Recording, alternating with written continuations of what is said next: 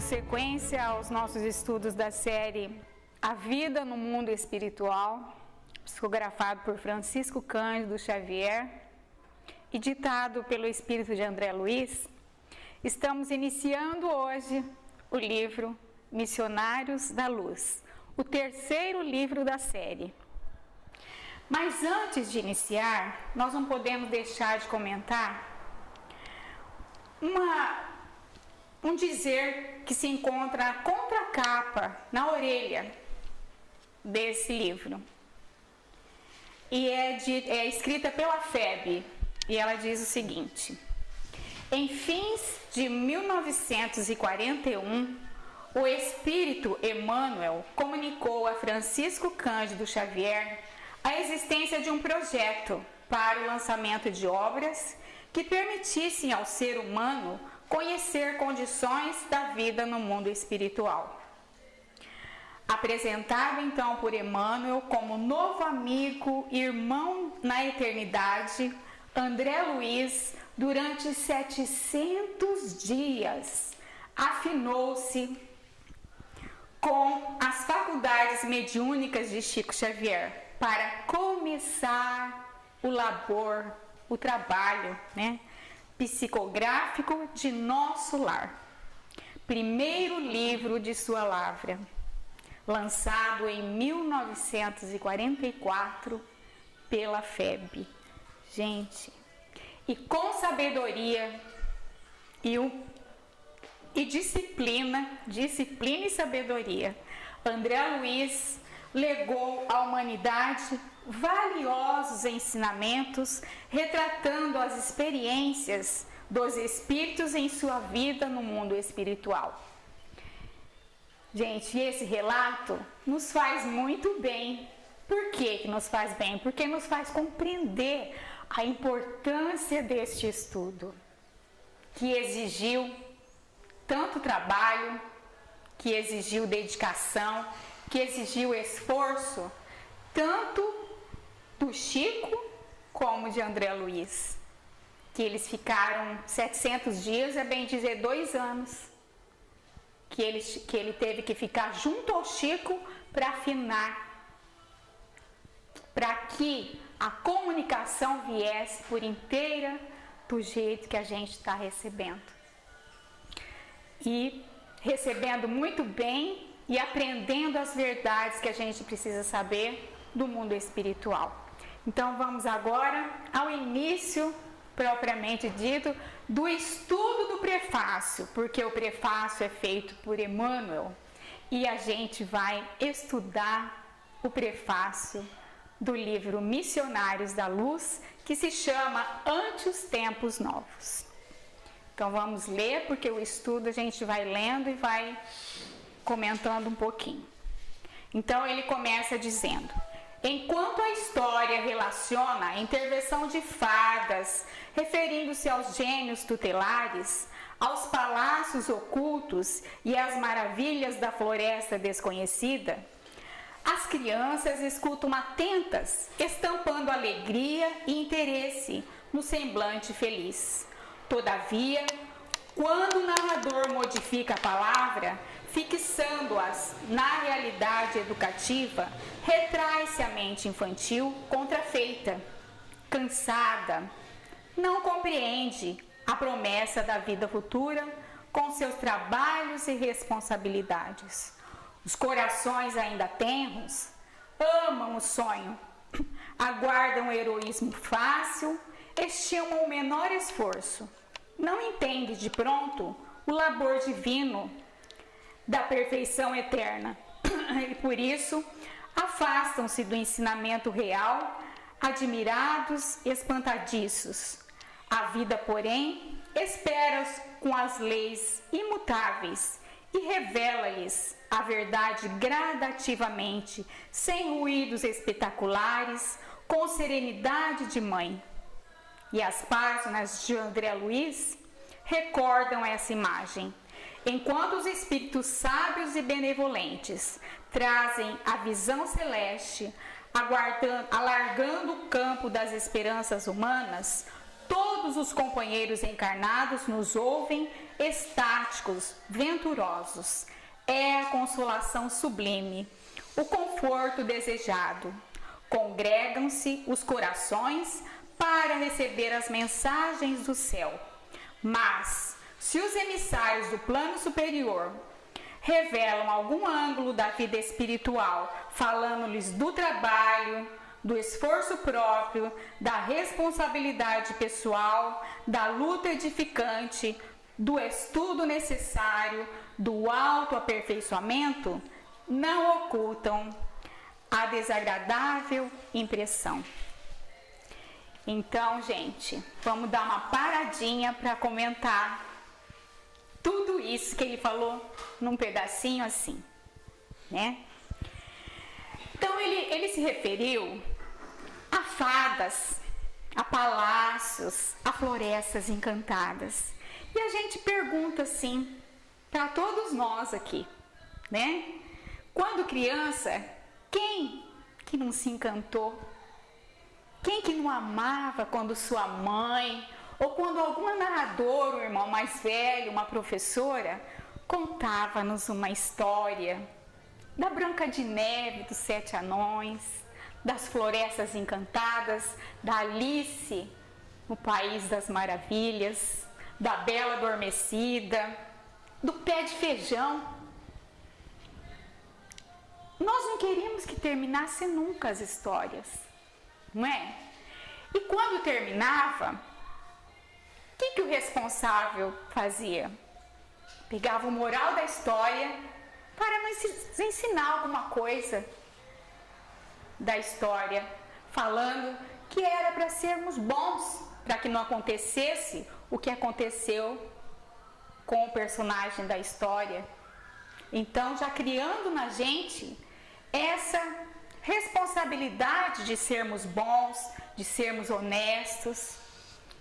Mas, vamos falar a verdade, quando chegava nessa hora da moral, a gente já não prestava muito atenção, a mesma atenção que nós prestávamos quando estava na história.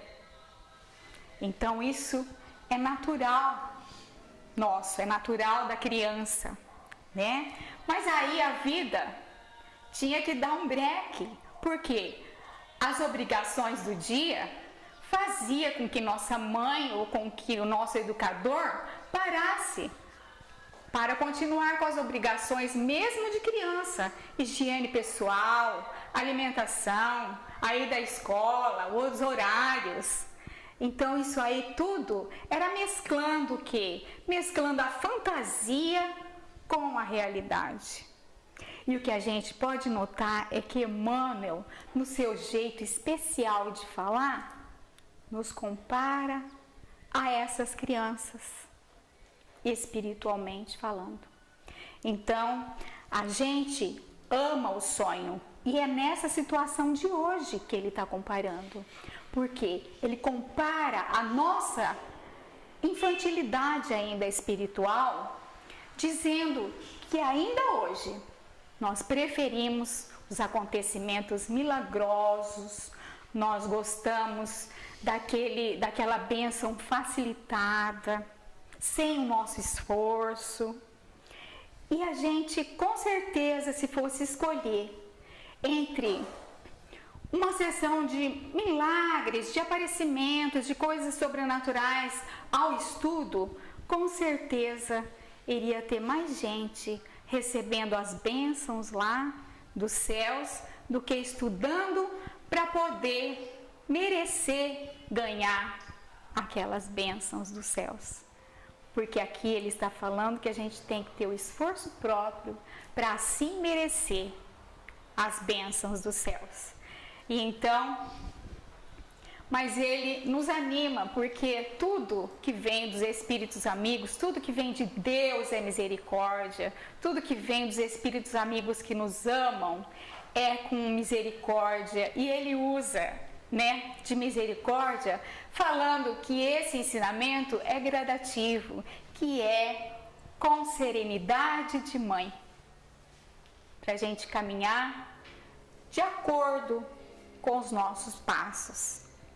Então vamos voltar à leitura. Agora, então, continuando aqui. Contrariamente às suposições da primeira hora, não enxergam o céu de facilidade, nem a região dos favores. Não divisam acontecimentos milagrosos, nem observam a beatitude repousante. Ao invés do paraíso próximo, sentem-se nas vizinhanças de uma oficina incansável, onde o trabalhador não se elevará pela mão beijada do protecionismo, e sim à custa de si mesmo, para que deva à própria consciência a vitória ou a derrota. Percebem a lei imperecível que estabelece o controle da vida, em nome do Eterno, sem falsos julgamentos. Compreendem que as praias de beleza divina, os palácios encantados da paz, aguardam o espírito em outros continentes vibratórios do universo, reconhecendo, no entanto, que lhes compete suar e lutar, esforçar e aprimorar-se por alcançá-los, bracejando no imenso mar das experiências. Então vamos dar mais uma paradinha, né? Então ficou bem claro que nada cai do céu como criança pensa, nada cai do céu. E ele pede para que nós acordemos como crianças espirituais e nos voltemos para a realidade. Então é aqui que está falando que quando a gente acorda do outro lado, a gente já vê que não é tudo muito fácil, né? Nada cai do céu. Mas Jesus, com todo o seu ensinamento, já vem falando há muito tempo isso para nós. Mas a gente não percebeu ainda. Nós temos um exemplo numa máxima de Jesus, na máxima da consolação, onde ele fala: vinde a mim, todos vós que andais aflitos e sobrecarregados, que eu vos aliviarei. Aí ele está convidando para ser consolado. Mas no segundo parágrafo, ele já fala: tomai sobre vós o meu jugo e aprendei comigo, que sou brando e humilde de coração, e encontrareis repouso para vossas almas cansadas. Só nisso aí já dá para ver. Ele convida para a consolação. Vós sereis consolados, eu vos aliviarei. Aí ele chama: tomai sobre vós o meu jugo e aprendei comigo, que sou brando e humilde de coração. Então ele pede para quê? Para a gente conhecer as leis de Deus que ele veio semear. Porque se a gente souber as leis de Deus e começar a aplicar as leis de Deus, a gente vai encontrar essa paz e vai ser aliviado. Então é ele que convida para que nós possamos buscar o nosso alívio. Não vai cair do céu, né? E aí então, Jesus fala há muito tempo isso já. Então eles têm muita misericórdia, como a gente já comentou. Eles querem que a gente aprenda. E o que acontece? Acontece que vem agora os espíritos esmiuçando, fazendo com que a gente compreenda isso. Que não é do céu que cai, que nós temos que ter o nosso esforço. E então vem as revelações, como estamos vendo agora nesse livro Missionários da Luz, que vai iniciar. Então, a gente vê que é o contrário de tudo que a gente pensou. Todas as nossas suposições, como disse o Emmanuel aqui, então ficam para trás. Não tem um paraíso próximo, não tem um paraíso próximo. E aí a gente vai deparar com o quê? Como foi com o André Luiz? Ele se deparou com um campo de serviço do lado de lá. Ele se deparou com um trabalho, um suor, que a hora que ele viu, ele já estava lá limpando o chão. Sendo que ele foi médico aqui, né? Então é um campo de serviço que convida a todos a trabalhar. Mas, mais um pouquinho da misericórdia de Deus, ele fala assim, depois de tudo isso, né? da gente compreender que é pelo esforço, ele fala assim, ó, as belezas divinas e os palácios de paz nos aguardam, mas depois da luta. Então nós temos que merecer, né? Então, mas ele nos dá a esperança. E vamos lá, vamos continuando a leitura. A maioria espanta-se e tenta o recuo. Pretende um céu fácil depois da morte do corpo, que seja conquistado por meras afirmativas doutrinárias. Ninguém, contudo, perturbará a lei divina. A verdade vencerá sempre e a vida eterna continuará ensinando devagarinho, com paciência maternal. Ao espiritismo cristão, cabe atualmente no mundo grandiosa e sublime tarefa. Não basta definir-lhe as características veneráveis de consolador da humanidade. É preciso também revelar-lhe a feição de movimento libertador de consciências e corações. A morte física não é o fim. É pura mudança de capítulo no livro da evolução e do aperfeiçoamento. Ao seu influxo, ninguém deve esperar soluções finais e definitivas, quando sabemos que 100 anos de atividade no mundo representam uma fração relativamente curta de tempo para qualquer edificação na vida eterna. Infinito campo de serviço aguarda a dedicação dos trabalhadores da verdade e do bem. Problemas gigantescos desafiam os espíritos valorosos, encarnados na época presente, com a gloriosa missão de preparar a nova era, contribuindo na restauração da fé e na extensão do entendimento humano.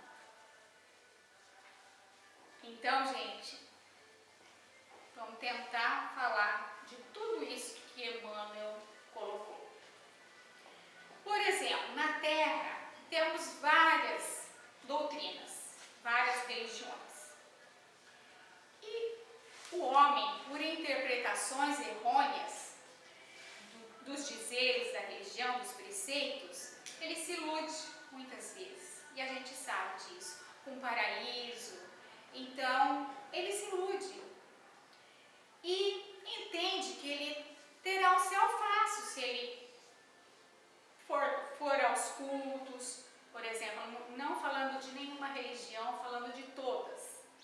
Algumas são os cultos, outras são as missas, outras são os cantos em louvor. Então, a pessoa acha que, cumprindo essa obrigação e lendo os preceitos doutrinários, lendo a Bíblia, que seja o Novo Testamento, e nós, o Evangelho segundo o Espiritismo, qualquer um na sua, se a gente não souber interpretar certinho o conteúdo do que a doutrina está pedindo, do que Deus está querendo informar através das religiões, não vai adiantar e nós vamos ter que repetir a nossa experiência.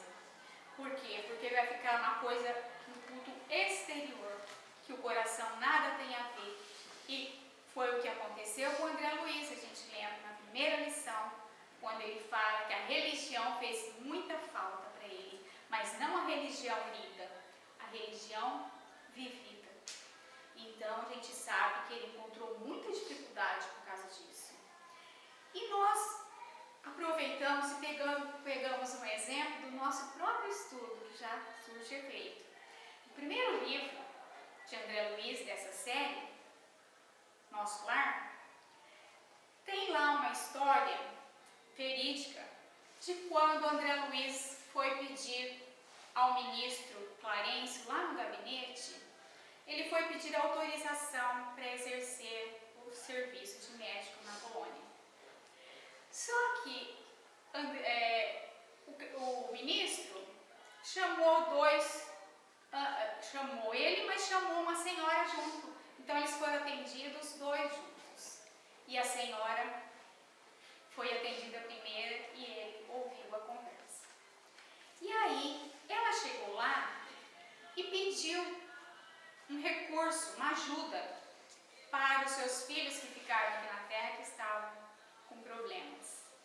E ele então, sabendo de todo o caso daquela senhora, primeiro ele descreve, assim, ele fala muitas palavras já sobre o problema daquela senhora ali na Polônia. E eu peguei só alguma coisa para que a gente entenda esse exemplo, né?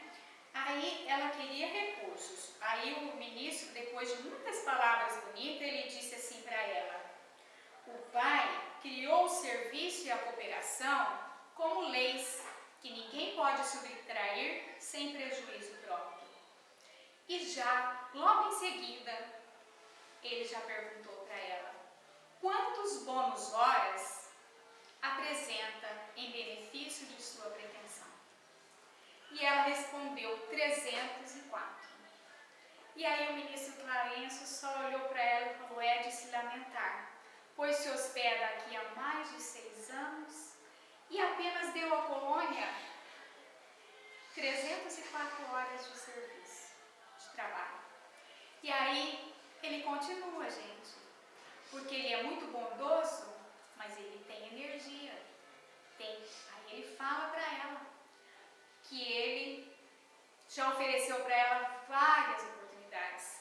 Olha só, em quase todos os ministérios, ela teve oportunidade dada por ele, no Ministério da Comunicação, no Ministério da Regeneração, no Ministério do Esclarecimento, na enfermagem, e ela não suportou nenhum trabalho e não conseguiu se manter firme em nenhum deles. E o que ela fez? Recuou. Ela recuou e foi se isolar nos campos, aqui até fala, ó, campo de repouso de nosso lar. Então, quando ele fala hospedada, ele estava certo, porque ela estava hospedada em nosso lar.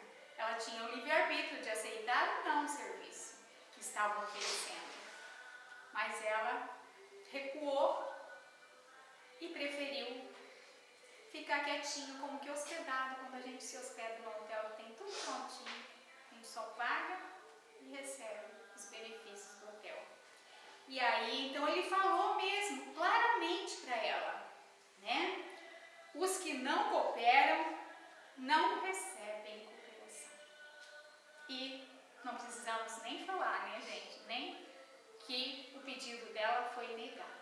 E ela ficou assim para pensar em tudo isso que tinha acontecido e começar a pôr as mãos na obra, né? Então, gente, a gente vê que Emmanuel revela a verdade falando tudo isso, né? Quando ele diz que o Espiritismo é uma bênção.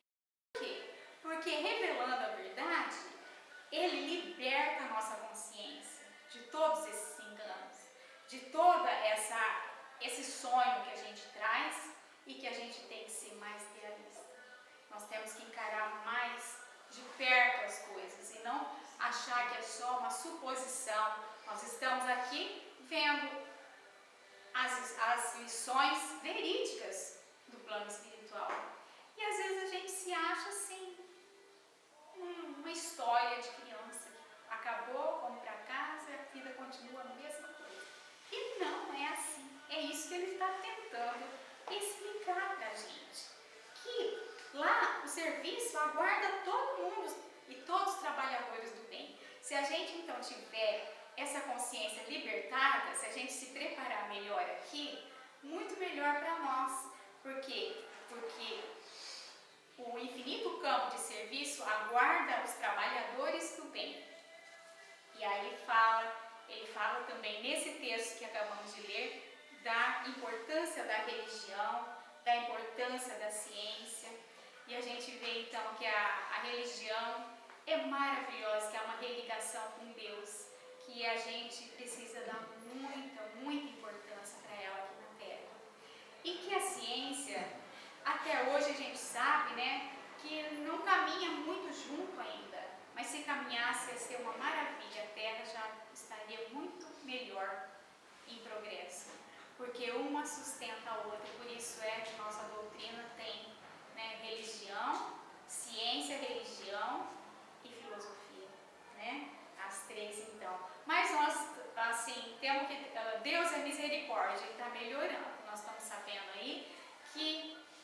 nesse século nós tivemos muito adiantamento na ciência, né? E que tudo vai caminhando. Temos visto muito progresso, né? E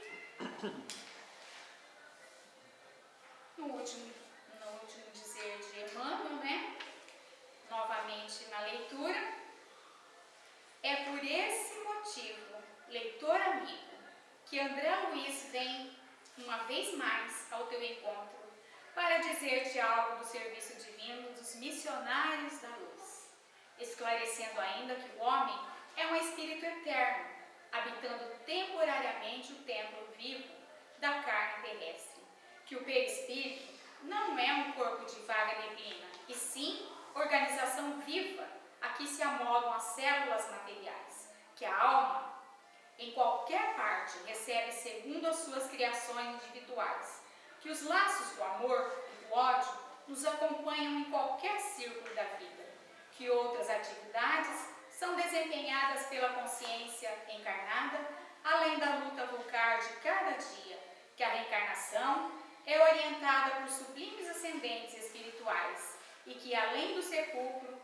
a alma continua lutando e aprendendo, aperfeiçoando e servindo aos desígnios do Senhor, crescendo sempre para a glória imortal a que o Pai nos destinou. Então, gente, agora então a gente vai refletir nesse nosso estudo que se inicia agora. Ele chama-nos muito a atenção a isso, né? Ele faz mesmo, nessa última parte, um apelo a todos nós, para aproveitarmos ao máximo esses estudos que vamos iniciar. Missionários da Luz, contendo 20 capítulos, mais extensos que os 2 primeiros, mas com muitas notícias, com muitos ensinamentos que vão nos esclarecer, para que não fiquemos mais iludidos como crianças, que acordemos como espírito que vive além dessa vida, continuando o trabalho. E aí, ele fala mais. Se no decorrer do estudo dos missionários da luz, alguma notícia, alguma revelação nos assombrar, que é para a gente olhar. Ele pede para recorrermos à oração, para pedir compreensão e também para agradecer o aprendizado. Por quê? Vamos pensar o porquê será que ele falou isso. Porque se nós estamos recebendo já essas verdades, porque tudo é gradativo, de acordo com o nosso entendimento. Se nós já estamos recebendo hoje todas essas revelações, é porque nós já estamos no ponto de receber.